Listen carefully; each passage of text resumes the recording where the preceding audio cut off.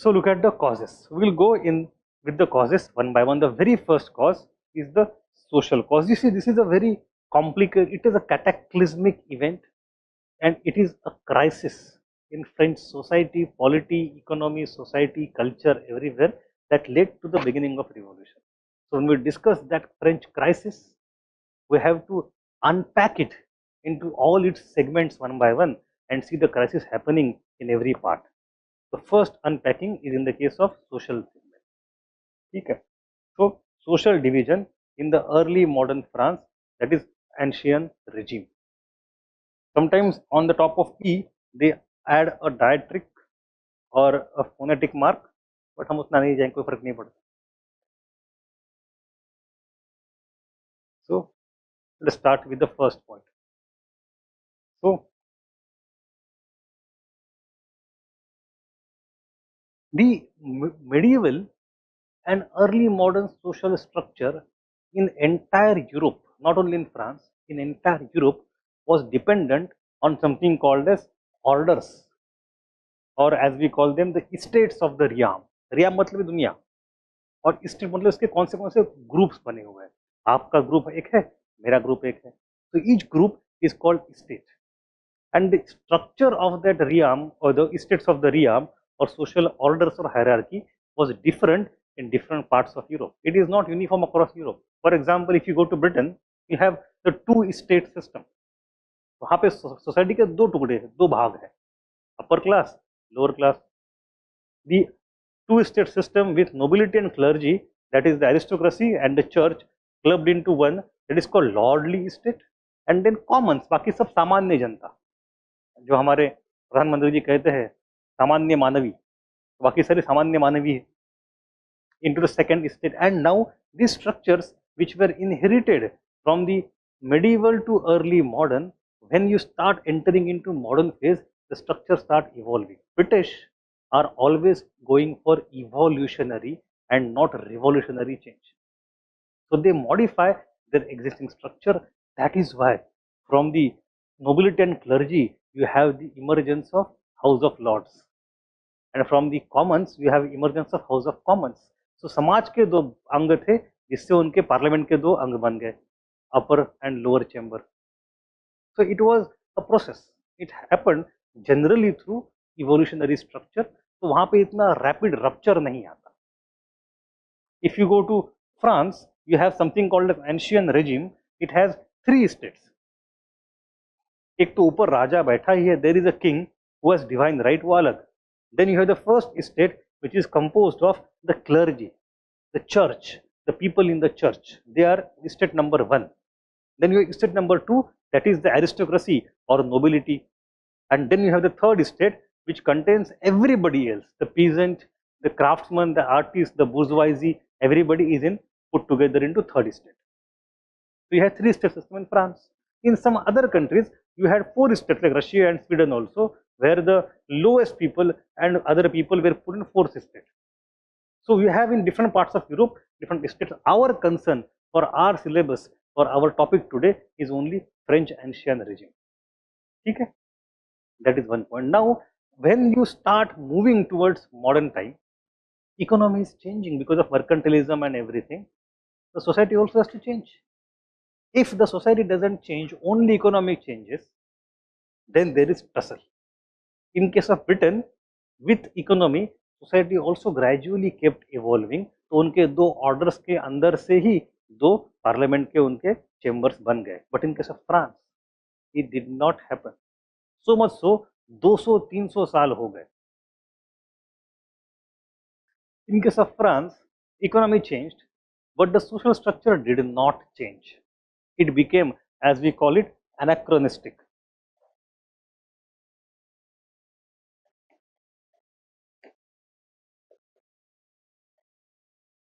मतलब समय बीत चुका है फिर भी चल रहा है, एनाक्रोनिस्टिक. इसका समय का कोई समय के परी चीज है या बेकार चीज है. Now let us understand the analysis. The first and the second state enjoyed various economic and social privileges.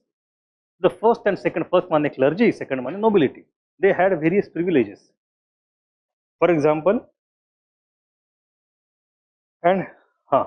The French political system was aristocratic in nature. All the high offices under the state were monopolized by the nobles and clergymen. उनके पास ही सारी सत्ता थी, उनके पास सारी power थी, along with the king.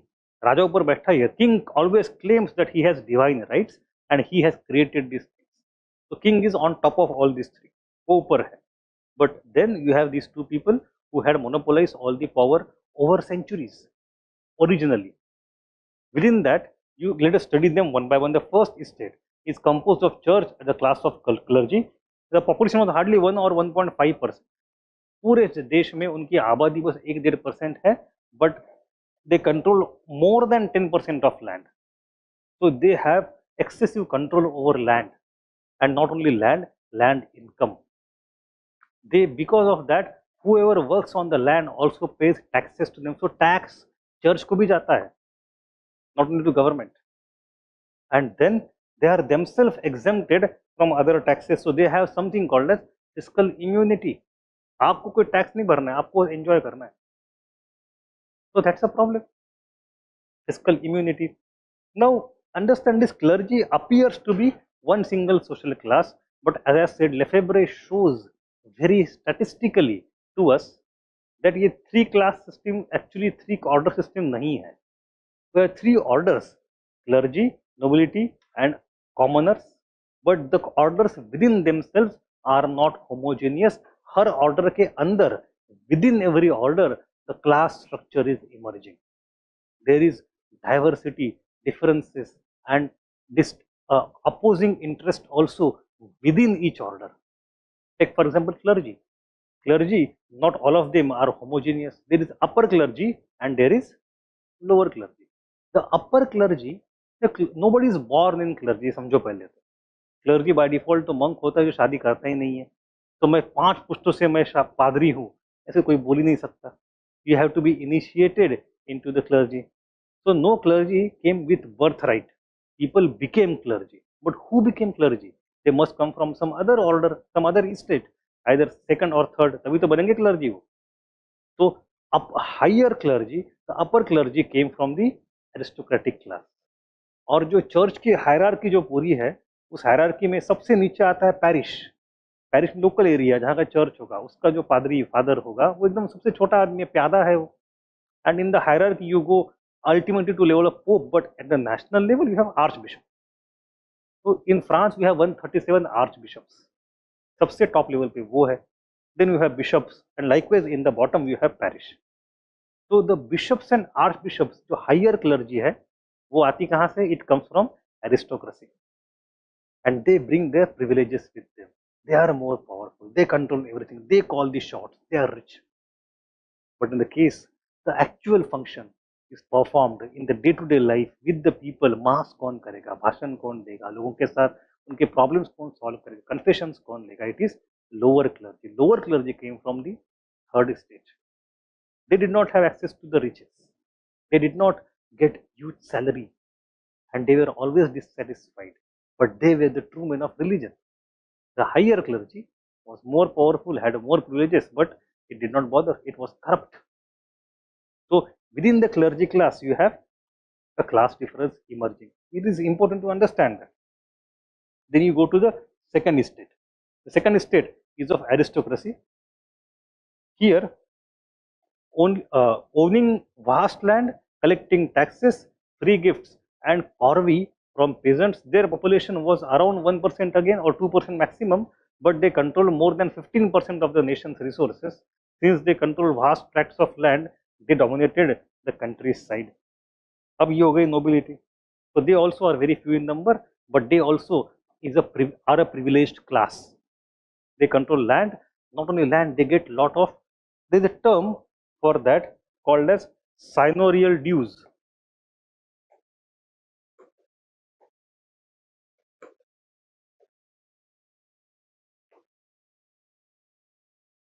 Their role, the role of the feudal lords or aristocracy has become anomalous.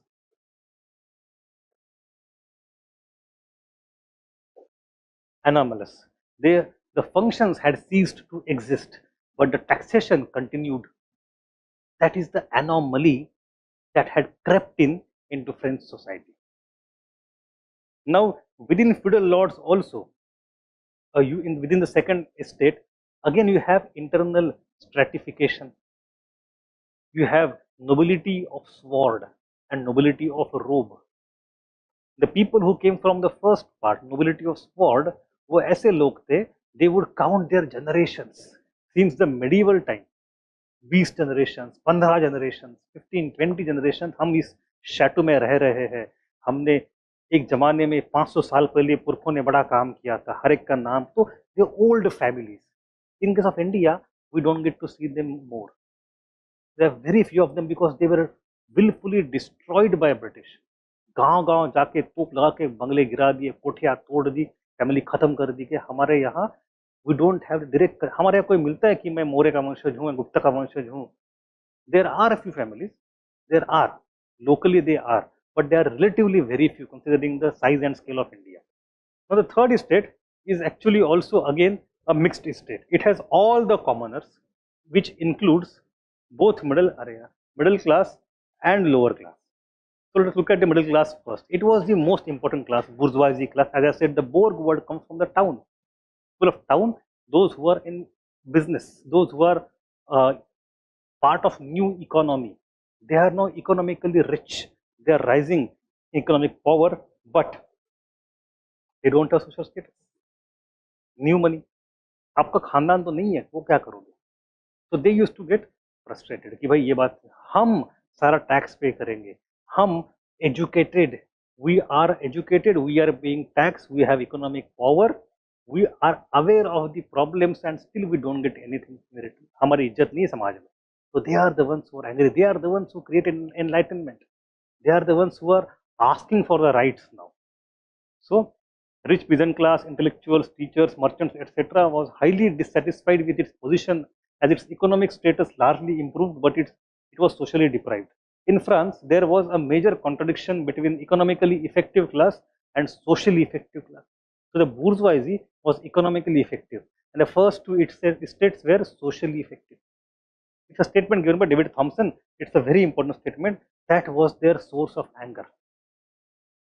They were educated and awakened, although the burden of the taxes on them was quite less relatively compared to the peasants and other poorer sections of society.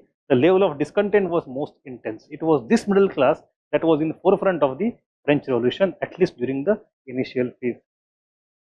It is very easy. If this middle class is at the forefront of the French Revolution, was it the same thing happening in other parts of Europe? Europe में और जगह middle class नहीं था? बिल्कुल था. In every part of Europe there was a middle class. In every part of Europe there was some problem also.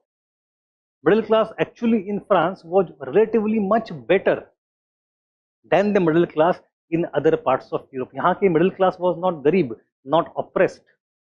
It was actually enjoying a better social standing, not social, better economic standing compared to the other European countries. But there were two problems. Firstly, it was more aware of its problems because of the Enlightenment. And secondly, the distinction between its economic status and social status was very high. Socially they had no status, economically they had every status. So वो contrast जो है ना, that played a lot. And because they were educated, they felt it intensely. Now you go to the next class, that is a lower class. It is the 95% or more than that of entire population. ये है आम जनता, शहरों में हो या गांव में. And they are the ones who are actually producing everything. They are the ones who are paying all the taxes. Taxes for what? For fighting those useless wars. France has been fighting useless wars for over two centuries now. Every decade there is some major war going on. Who is funding all the wars? Garib Kisan, the poor peasant. And they are paying different taxes, not to the king and the feudal lords, but also to the church. Different dues. For example, you have tele. I don't know how to pronounce the word in French, but let us call it tele. It's a land tax. You have gabel, salt tax. You have tithe to the church. Even the church gets its own tax. We have gift to feudal dues, corvée, free labor. All these things are done. Aadmi pareshan. मैं क्या करूं? And no power. And this money is spent. So we have a very famous cartoon like this. We find multiple such cartoons कि बेचारा किसान बूढ़ा है, उसके कंधे पे बैठे है, एक सामने बैठा है जो गले में क्रॉस है. So there is a Christian father and then there is aristocrat, उसके पीठ पे बैठे हुए हैं, दुनिया चला रहा आदमी नीचे. So it's a typical class structure. So one major reason of the French Revolution was the dissatisfaction of the members of the third estate who wanted a more equal distribution of wealth, power and prestige.